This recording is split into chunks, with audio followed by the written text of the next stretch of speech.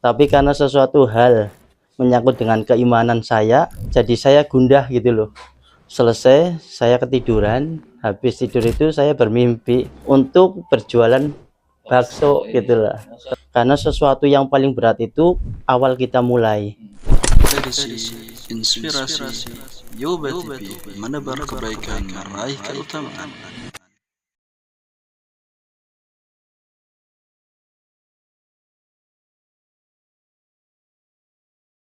Assalamualaikum warahmatullahi wabarakatuh. Nama saya Priyo Yulianto, lahir di Purwokerto tahun 1980.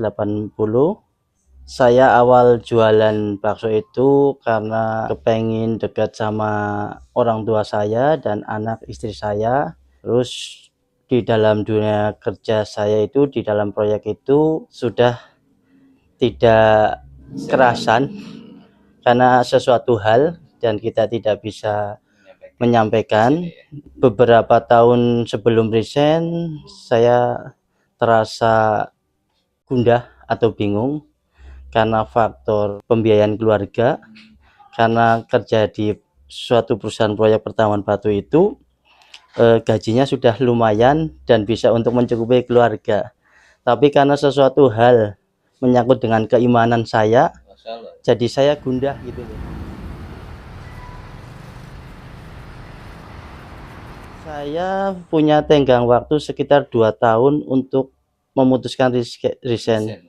Ya, terus waktu itu saya nyoba ikhtiar dengan sholat malam, puasa, wasilah-wasilah yang bisa menunjukkan saya untuk segera resign. Suatu saat pada suatu malam habis sholat tahajud, selesai saya ketiduran. Habis tidur itu saya bermimpi untuk berjualan bakso gitulah.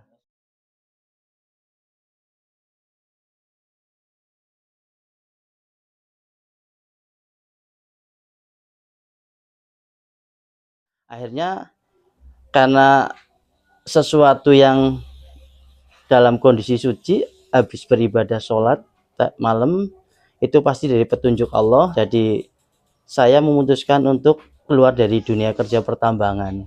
Bismillah, dengan modal bismillah, apa yang saya punya dan saya mampu dan apa adanya, tidak muluk-muluk. Apa yang kita punya kita jalani dulu, karena sesuatu yang paling berat itu awal kita mulai gitu. Ternyata semua itu hanya ketakutan kita saja. Kalau kita memang benar-benar komitmen, konsekuen, begitu dengar adzan ada yang membantu, ya udah kita lepas. Tinggal yang membantu aja yang bekerja seperti itu atau melayani seperti itu. Waktu itu sebelum usaha saya itu bingungnya seperti itu. Waktu sholatnya apa dan sebagainya. Iya. Tapi kalau tidak jalan-jalan dari waktu resign ke mau usaha itu, saya udah nganggur sekitar 2 bulan. Jadi iya udah terlalu lama. Nanti kalau tidak segera dimulai, tabungannya habis. Iya gitu loh. Jadi terus istri bilang mau kapan lagi kalau tidak disegerakan kayak gitu. Akhirnya saya udah bismillah aja Bu, dengan modal yang kita punya, biarpun modal pas-pasan, apa yang kita bisa jalani dulu. Masalah hasil kita serahkan kepada Allah saja. Yang penting kita istilahnya ngikuti aturan Allah gitu loh. Seperti itu. Nah, setiap pulang saya sama istri selalu curhat. Kita tidak pernah curhat dengan yang lainnya. Kalau curhat dengan Allah pasti gitu ya. Nah, kita karena kita punya istri, kita curhat dengan istri, saling ngasih masukan dan sebagainya. Nah, ternyata istri memberi masukan untuk bikin usaha sampingan online gitu loh. Akhirnya terinspirasilah dari istri supaya saya membuat bakso, produksi bakso kiloan tapi yang daging sapi asli murni gitu, kayak gitu.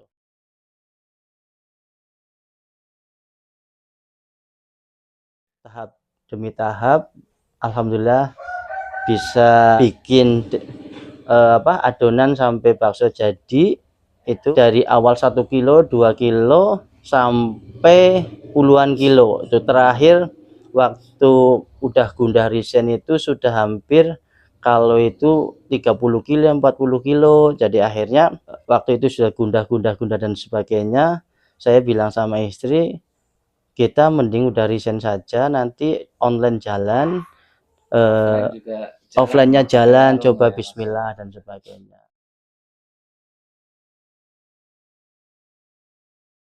Nah, terus orang masih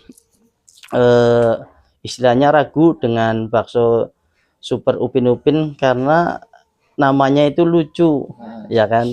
Nah, dikira bakso biasa. Nah, ternyata alhamdulillah 1-2 orang sudah istilahnya mampir makan nyicipi, ternyata enak gitu loh.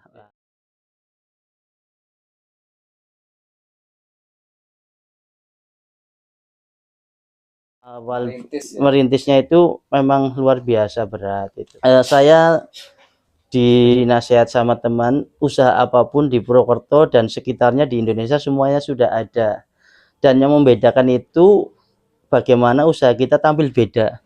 Misalkan kita bakso Upin Upin, semuanya bakso udah ada, tapi kita bakso Upin Upin tampil beda dengan ciri khas kuahnya bening, berasa, kaldunya rasa sapi asli, tidak pakai penyedap yang lainnya. Terus daging baksonya, daging sapinya itu super, yang kualitasnya nomor 1. Coba itu seperti itu. Akhirnya alhamdulillah atas izin Allah pelan-pelan usahanya semakin meningkat seperti itu. Kalau inspirasi Upin Upin itu terinspirasi dari saya sendiri, karena anak saya Asrar dan Asrop itu lahir di tahun 2009 itu pas lagi rame-ramenya film Upin Upin seperti itu. Ya, kebetulan anak saya laki-laki 2 Upin Upin seperti Asrar dan Asrop itu. Jadi alhamdulillah waktu itu mau dinamain apa, ternyata Allah lebih condong ke nama Upin Upin seperti itu. Nah, kita pun tidak sembarang memberi nama seperti itu kan, kita harus ikhtiar juga kan, tidak sembarang nama itu, biarpun itu dikira orang lucu apa dan sebagainya kayak gitu, tapi itu karena kita selalu melibatkan dengan Allah, jadi kita memilih yang itu saja gitulah. Pas merintis itu pertama itu mental, ya kan. Jadi mental kita sebagai seorang, misal ini kita selulusan orang sarjana berpendidikan yang tinggi, dengan kita jualan bakso itu pasti kita akan istilahnya mengalami sikap gengsi. Saya sarjana kok jualan bakso, padahal itu seorang usaha itu lebih mulia daripada kerja itu kan terikat waktu, nanti pas jadwalnya sholat kita bingung, pas meeting dan sebagainya. Kalau kita punya usaha sendiri, insya Allah lah ada yang gantiin, terutama istri suruh jaga dulu, kita sholat, habis kita sholat tinggal istri sholat gantiin, saya gantiin, istri tinggal sholat lagi seperti itu.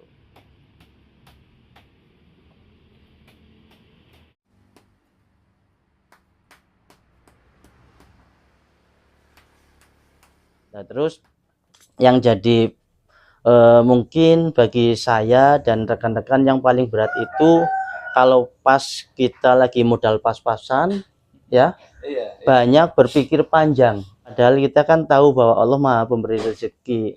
Nah, kalau kita sudah punya ide, kami mohon kepada rekan-rekan semua itu langsung, ide itu jangan ditunda gitu loh. Itu petunjuk, langsung action saja. Masalah nanti hasil, insya Allah lah, kalau kita memang orang-orang yang bertakwa, Allah tidak akan mengingkari janji. Terus saya juga terinspirasi di waktu itu, waktu masih dalam hal masih merintis dan masih mengalami kendala-kendala jatuh bangun. Nah, saya itu hanya dalam artian curhat dengan bestie the best gitu ya. Nah, itu ternyata dia memberi masukan, sesusah apapun itu pasti ada jalannya mas gitu loh, bilang temen.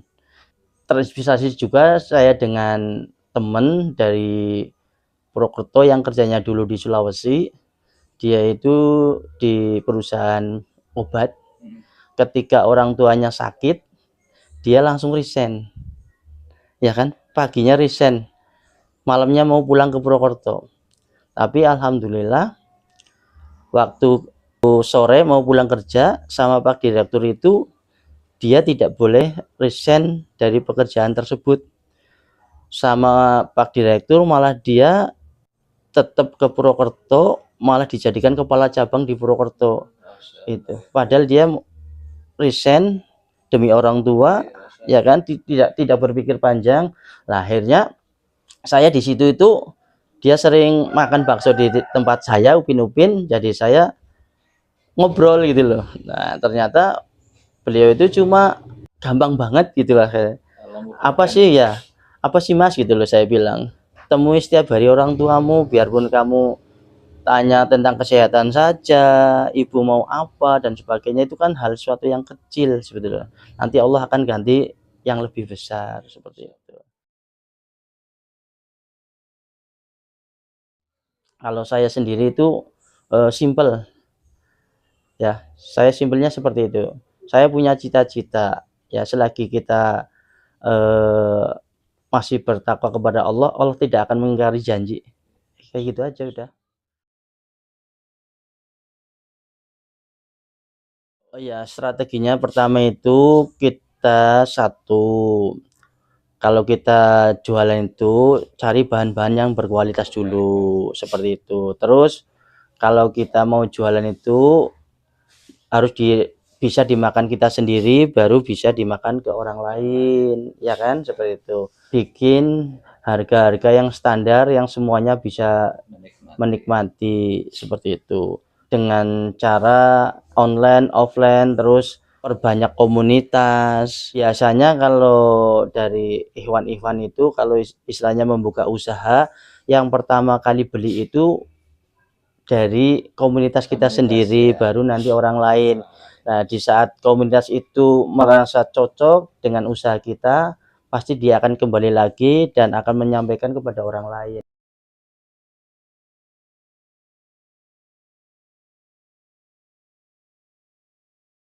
Satu, untuk ibadah kepada Allah.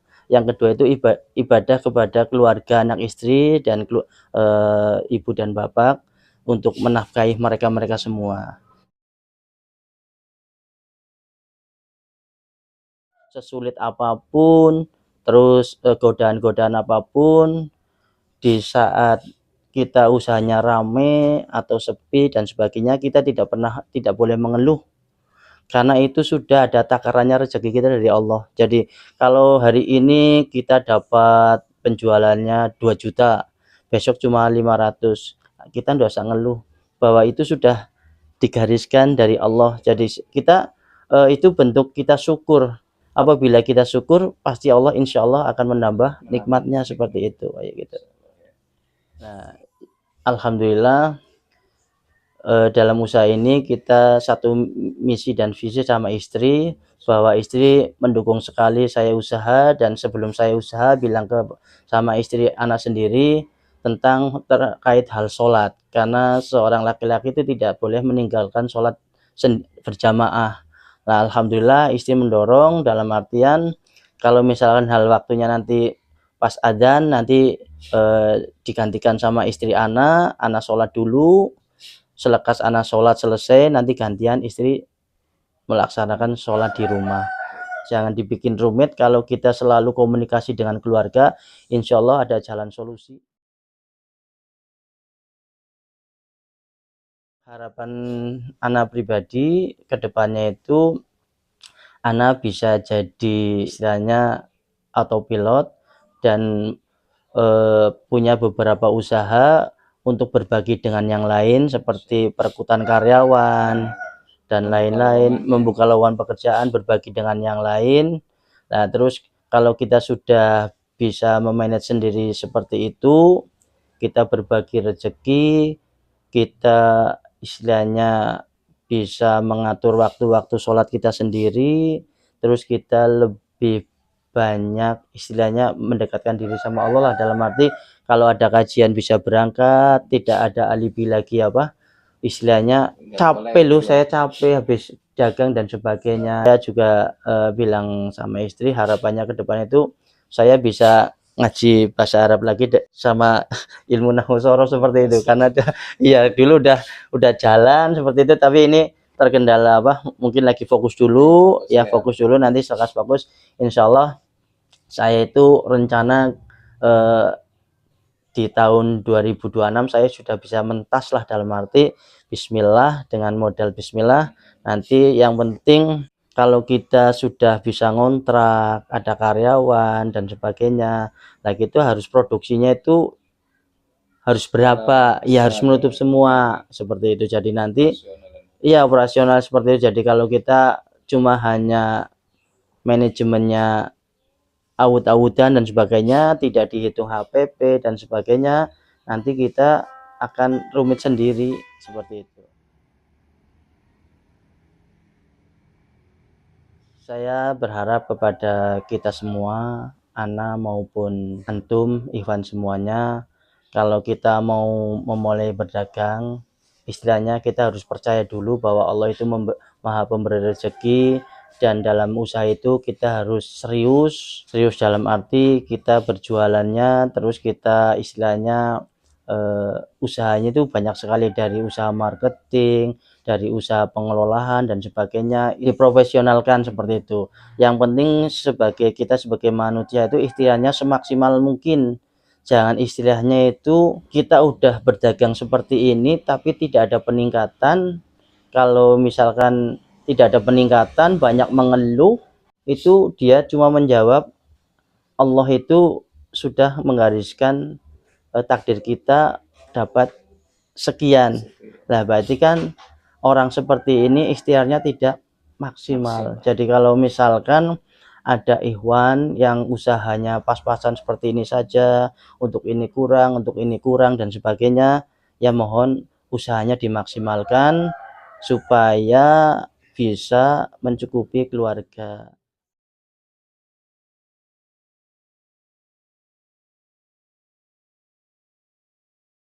Ilmu sabar, Allah sedang menguji kita.